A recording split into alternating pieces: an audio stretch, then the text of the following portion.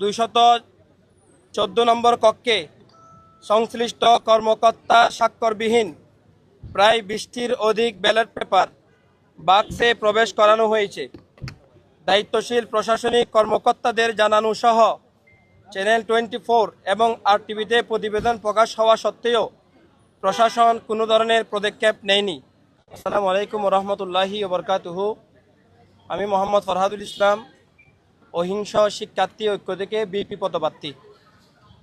আজ আমরা ইতিহাসের 35 বছর পরে একটি চাকসু নির্বাচনের আমরা সাক্ষী হয়েছি। এই নির্বাচনের কিছু অনিয়মের বিষয়ে আমরা নির্বাচন কমিশনকে 8 দফার বিষয় উল্লেখ করেছি। আমাদের সাংবাদিক ভাইদের জ্ঞাতার্থে আমি আমাদের সংবাদ সম্মেলনের বক্তব্যটা পেশ করছি। প্রিয় সাংবাদিকবৃন্দ, আপনাদের প্রতি সংগ্রামী সালাম এবং শ্রদ্ধা জ্ঞাপন করছি। দীর্ঘদিনের আকাঙ্ক্ষিত চাকসু নির্বাচনের আয়োজনের পর আমরা মনে করেছিলাম বিশ্ববিদ্যালয় কেন্দ্রিক ছাত্র রাজনীতি চর্চায় ভিন্নতা আসবে, গুণগত মান পরিবর্তন হবে, জুলাই বিপ্লবের চেতনা ধারণ করে সবার মাঝে বৈষম্যহীন মানসিকতা সৃষ্টি হবে, সব জায়গায় স্বচ্ছতার জায়গায় ফিরে আসবে। কিন্তু আজ চাকসু নির্বাচনের শুরুতে সর্বস্তরের শিক্ষার্থীদের সরব উপস্থিতি থাকলেও প্রশাসনের একপেশে আচরণ, বিভিন্ন প্রার্থীর শৃঙ্খলা লঙ্ঘন করা সহ বিভিন্ন আপত্তিকর বিষয় উঠে এসেছে, যা এই নির্বাচনকে প্রশ্নবিদ্ধ করবে। যেমন আমরা উল্লেখ করছি, 1. বিশ্ববিদ্যালয়ের আইটি ভবনের 214 নম্বর কক্ষে সংশ্লিষ্ট কর্মকর্তা স্বাক্ষরবিহীন প্রায় 20টির অধিক ব্যালট পেপার বাক্সে প্রবেশ করানো হয়েছে। দায়িত্বশীল প্রশাসনিক কর্মকর্তাদের জানানো সহ চ্যানেল 24 এবং আরটিভিতে প্রতিবেদন প্রকাশ হওয়া সত্ত্বেও প্রশাসন কোনো ধরনের পদক্ষেপ নেয়নি। আমরা এই ঘটনার সুষ্ঠু তদন্তপূর্বক দোষীদের শাস্তি চাচ্ছি। 2. আমরা বিভিন্ন ভোটারদের সাথে কথা বলে জেনেছি, পানি দিলেই মুছে যাচ্ছে অমোচনীয় খালি। আমরা মনে করি এটা প্রশাসনের উদ্দেশ্যমূলক গাফিলতি। অনেকের মতো আমরাও এই বিষয়টি জাল ভোট খান্দে ব্যবহার হওয়ার সমূহ সম্ভাবনা থাকার আশঙ্কা করছি। 3. ভোট কেন্দ্রের গোপন বুথে উদ্দেশ্যমূলক ছাপানো প্যানেল কপি রেখে আসার অভিযোগ করেছে অসংখ্য ভোটার। প্রিজাইডিং অফিসাররা এ ঘটনা জানার পরও কোনো ধরনের পদক্ষেপ গ্রহণ করেননি। 4.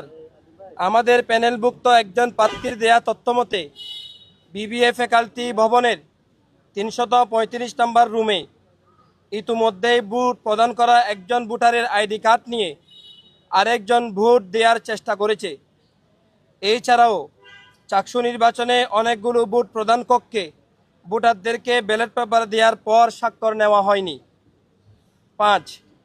সব প্যানেলের জন্য অনুমোদিত পর্যবেক্ষক লিস্ট দেওয়া হলেও অহিংস শিক্ষার্থী ঐক্য প্যানেলের জন্য কোনো ধরনের পদক্ষেপ নেয়নি প্রশাসন। আজ সকালে স্বাক্ষরযুক্ত পর্যবেক্ষক কার্ড দেওয়ার প্রতিশ্রুতি দিলেও কমিশনের দায়িত্বপ্রাপ্তরা অবহেলা করেছেন। তারা এই প্যানেলের প্রতি বিমাতাসুলভ আচরণ করেছেন। 6.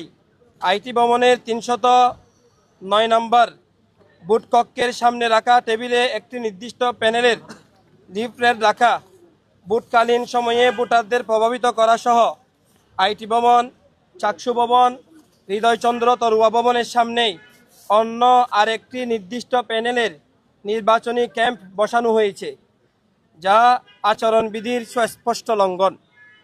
7.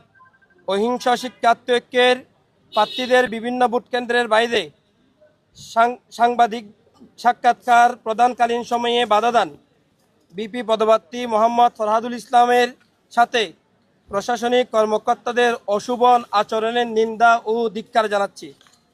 আমরা মনে করি একটি বিশেষ পক্ষের হয়ে তারা কাজ করছে। এই ধরনের কর্মকর্তাদের সমন্বয়ে কখনো সুষ্ঠু নির্বাচন সম্ভব নয়। আমরা এই পক্ষপাত দুষ্ট আচরণের তদন্তপূর্বক বিচার চাচ্ছি। 8. প্রবেশের সময় ছবিযুক্ত আইডি কার্ডগুলো যথাযথ চেক না করার কারণে বহিরাগতদের সংখ্যা ছিল বেশি। নির্দিষ্ট প্যানেলের পক্ষে কাজ করতে আসা এইসব বহিরাগতরা ক্যাম্পাসে অস্থিরতা সৃষ্টির পায়তারা সহ নির্বাচনকে প্রভাবিত করেছে। বহিরাগত নিয়ন্ত্রণ করতে প্রশাসনিক ব্যর্থতা ছিল দৃষ্টিগত পদক্ষেপ না নেওয়ার বিষয়ে তাদের অবস্থান রহস্যজনক। এছাড়াও আমরা আরেকটা দফা উল্লেখ করছি, সেটা হলো আমাদের নির্বাচনের বিধির আচরণবিধির যেখানে উল্লেখ করা ছিল কেন্দ্রের 100 মিটারের ভিতরে কোনো প্রার্থী প্রচার কার্য চালানো, কোনো প্রার্থী বা লাইনে দাঁড়ানো ভোটারদেরকে ভোটদানের ক্ষেত্রে প্রভাবিত করার জন্য কিন্তু পদক্ষেপ কোন ধরনের প্রচারণা করতে পারবেন না।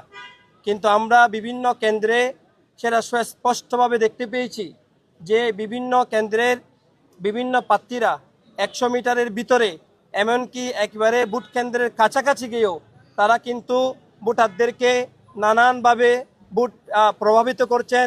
এমনকি এটাও দেখেছি যে কাগজের মধ্যে ব্যালট পেপার লিখে দিয়ে ভোটারদেরকে বিভিন্ন নির্দিষ্ট বিষয়ে ভোট দেওয়ার জন্য তারা নানা রকমভাবে প্রচারণা চালাচ্ছেন। এতগুলো বিষয়কে সামনে নিয়ে আমরা আপনাদের কাছে অত্যন্ত দুঃখের সাথে জানাচ্ছি 35 বছর পরে আসা এই চাকসু নির্বাচন আমাদের জন্য যে আনন্দ, যে আমেজ, যে ভালোবাসা, যে সৌহার্দ্য নিয়ে এসেছিল, আমরা প্রশাসনের অদূরদর্শিতা, প্রশাসনের ব্যর্থতার কারণে সে আমেজটাকে যথাযথভাবে আমরা অনুভব করতে পারিনি। এবং এটার জন্য আমরা প্রশাসনের কাছে সুস্থ তদন্ত এবং প্রশাসনের কাছে আমরা বিচার চাচ্ছি। যদি এই ধরনের কার্যক্রম যদি চলমান থাকে তাহলে আগামী যে চাকসু নির্বাচন হবে সেগুলো কিন্তু প্রার্থীদের কাছে গ্রহণযোগ্যতা হারাবে। সেইখান থেকে আমরা আমাদের সাংবাদিক ভাইদের মাধ্যমে, আপনাদের মাধ্যমে আমরা প্রশাসনের কাছে এই বিষয়ের সুষ্ঠু তদন্তের জন্য আমরা অনুরোধ করছি। এতগুলো অভিযোগ আনলেন, কিন্তু বর্জন করছেন না? আমরা বর্জন করছি না, কারণ আমরা চাই এই চাকসু নির্বাচন যদি আমরা বর্জন করি তাহলে যে কোনো একটা পক্ষ কিন্তু চাকসু নির্বাচনকে বর্জন নাও করতে পারে। এটার দ্বারা বোঝা যাবে যে চাকসু নির্বাচনে তার নির্দিষ্ট একটা প্যানেল বা নির্দিষ্ট কিছু গণনা বিজয় লাভ করবে এবং এতে চাকসুর গ্রহণযোগ্যতা হারাবে। আমরা বর্জন করছি না, আমরা চাই সুষ্ঠু তদন্ত, যার মাধ্যমে যেন এটা একটা নজির স্থাপন করে যে নির্বাচন আচরণবিধি লঙ্ঘন করলে তার নির্ধারিত বিশ্ববিদ্যালয়ের আইন অনুযায়ী তার বিচার হবে এবং বিচার হওয়া যায়, এই বিষয়টা আমরা চাচ্ছি।